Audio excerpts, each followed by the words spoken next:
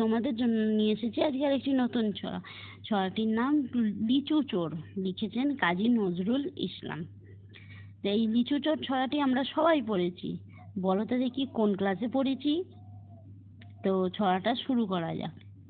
বাবুদের তাল পুকুরে, হাবুদের ডাল কুকুরে, সে কি বাস করতে মানা, বলি থাম একটু দাঁড়া, পুকুরের ওই কাছে না লিচুর এক গাছ আছে না, হোতা না আসতে গিয়ে ইয়া বড় কাস্তে নিয়ে, গাছে গো যেই চড়েছি ছোট্ট এক ডাল ধরেছি, ও বাবা মরাত করে পড়েছি সরাত জোরে, পড়বি পর মালির ঘাড়ে, সে ছিল গাছের আড়ে, বেটা ভাই বড় নচ্ছার, ধুমাধুম গোটা দুচ্চার, দিলে খুব কিলো ঘুষি, একদম জোরসে ঠুসি, আমিও কষিয়ে থাপড়, দিয়ে হাওয়া চাগিয়ে কাপড়, লাফিয়ে ডিঙুন দিয়াল, দেখি এক ভিটরে শিয়াল, আরে ধ্যাত শিয়াল কোথা, ভোলাটা দাঁড়িয়ে হেথা, দেখে যেই আতকে ওঠা, কুকুরও জুড়লো ছোটা, আমি কই কম্মক আবার,